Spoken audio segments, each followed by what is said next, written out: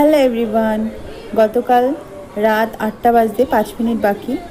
তো আমি আর মেয়ে দুজনে বেরোবো। কাছে একটা জায়গায় মাছ বসে, সেখান থেকে ভাবলাম একটু মাছ কিনে এনে রাখি, সকালে রান্না করতে আমার খুব সুবিধা হয়। সাথে একটু ঘিও নিয়ে আসবো। আর ঘি কেনার জন্য আমি এই কৌটোটা নিয়ে নিয়েছিলাম। মেয়ে আর আমি দুজনে মিলে বেরিয়ে পড়লাম। এটা গার্ডার না, এটা হাতে পড়ে না।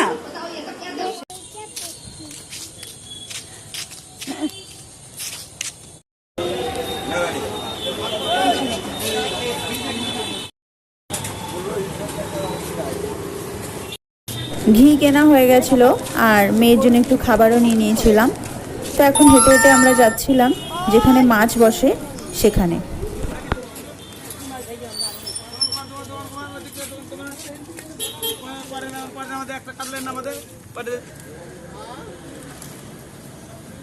সবটা কত পড়বে? তাও 80 টাকা পড়বে। তাও আবার লেজার কাছে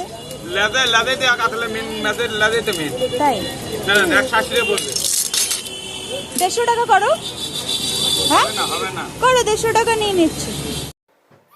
তো দেখো, ঘি নিয়ে এসেছিলাম 200 মতো, আর এই গাঠিয়াটা কিনেছিলাম। গাঠিয়া খেতে মেয়ে ভীষণ পছন্দ করে।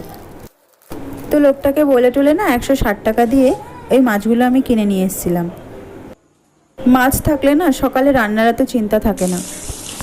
গতকাল রাতে যে মাছটা আমি কিনেছিলাম সেটা আজ সকালে আলু আর টমেটো দিয়ে রান্না করেছিলাম। আর এখানে দেখো আমি কিছুটা লবণ ভেজে রেখে দিচ্ছি। রান্নাবান্না করার পরে মেয়েকে নিয়ে চলে গেছিলাম স্কুলে। মেয়েকে স্কুলে পৌঁছে দিয়ে বাজারের দিকে গেছিলাম। বাজার থেকে কয়েকটা সবজি নেওয়ার ছিল, বেশি কিছু নিইনি। ওই পটল আর একটা লাউ নিয়ে আর একটা দোকানে গেছিলাম। গিয়ে সেখান থেকে একটু টিপ আর একটু গার্ডার কিনে নিয়ে বাড়ি চলে এসেছিলাম।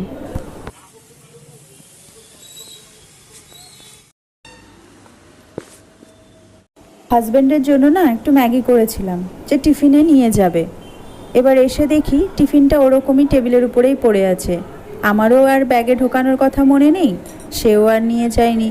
তো এখন কি করব, আমিই খেয়ে নিলাম। মেয়ের জন্য আলাদা করে মাছের ঝোল করব দেখে 2 পিস মাছ আমি তুলে রেখে দিয়েছিলাম। আর এখানে পটল, আলু আর কোয়াশ দিয়ে মেয়ের জন্য একটা পাতলা ঝোল করছিলাম মাছের।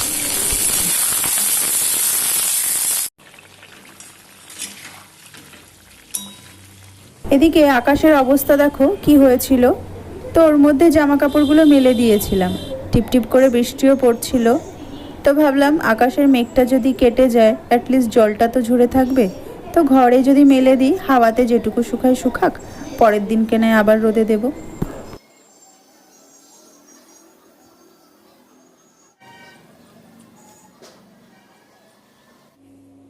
মেয়েকে স্কুল থেকে আনার সময় হয়ে গেছে, তাই রেডি হচ্ছিলাম।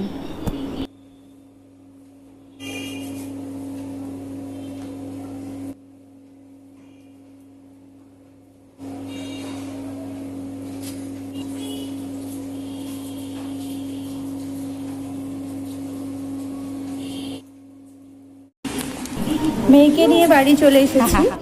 তো আজকের মতো এই পর্যন্তই, দেখা হচ্ছে নেক্সট ভিডিওতে। টাটা।